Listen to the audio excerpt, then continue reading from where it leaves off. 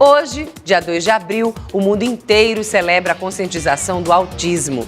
Por isso, pedimos um pouquinho da sua atenção para entender essa questão e, mais do que isso, ajudar a mandar o preconceito e a falta de informação para bem longe. A reportagem está interessantíssima e imperdível. Daniel e Gustavo, gêmeos idênticos, foram diagnosticados com autismo há 5 anos. Eles ainda eram bebês quando a mãe percebeu uma mudança no comportamento. Eu tinha certeza já dentro de mim, mas como mãe eu não queria aceitar. Então eu me apegava a alguns sinais que afastavam eles desse diagnóstico, como, por exemplo, afetividade, o brincar entre eles, né? Então eu me apegava a essas características para afastar o diagnóstico.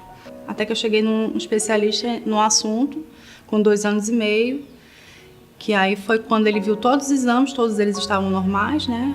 Eletro, ressonância do crânio, exame de audição, todos estavam normais. E aí ele, com muita segurança, sem perder a humanidade, ele me deu o diagnóstico. O autismo, na realidade, não é o autismo, seriam os autismos, né? Tanto que a gente chama hoje TEA, transtorno do espectro do autismo. É um grande número de condições humanas, bem diferentes umas das outras, e que têm em comum algumas características. Essas características seriam: as pessoas que nascem com TEA, elas têm uma grande dificuldade de compreender os códigos, principalmente os códigos não verbais da vida social, né? Então isso acaba causando uma dificuldade para elas se relacionar socialmente, né? E elas têm uma dificuldade também para se comunicar socialmente. Blenda também tem um filho autista.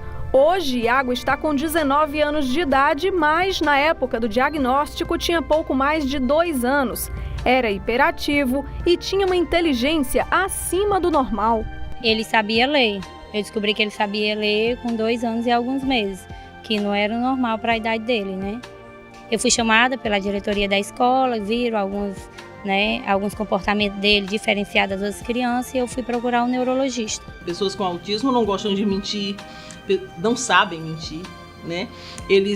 Como eles não conseguem entender as nuances das etiquetas sociais, eles são pessoas muito verdadeiras, muito corretas, eles são pessoas que têm um estilo cognitivo mais rígido. Então, quando eles aprendem que uma coisa é certa, que uma coisa é errada, dificilmente eles se metem com um crime. Muitos deles têm uma privilegiada inteligência lógico-matemática, têm boas memórias, né?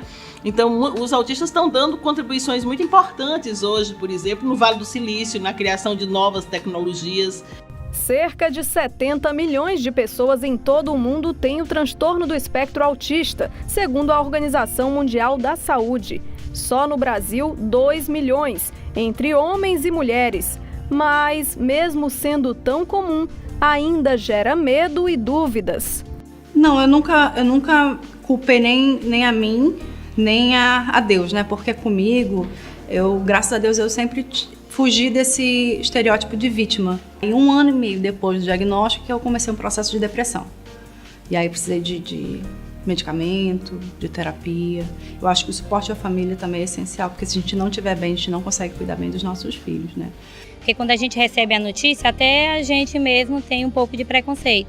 Eu acho que o luto, ele acaba quando você aceita, né? A criança do jeito que é, né?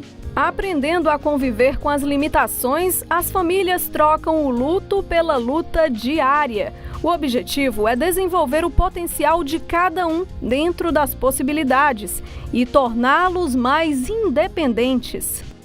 Faz, assim, quase tudo normalmente. Ele sabe administrar um fogão, ele sabe, inclusive ele dirige.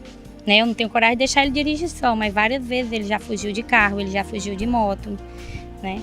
Ele sabe andar de bicicleta, ele lê, ele escreve o que ele tem interesse de escrever, né?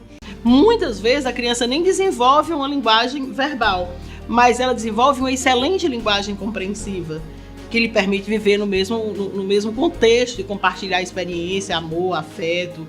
É assim que Blenda, Fernanda e tantas outras mães de autistas têm seguido adiante, com foco, com força, com fé, sem lamentar ensinando e mais ainda aprendendo, vivendo um dia de cada vez, celebrando as pequenas grandes conquistas.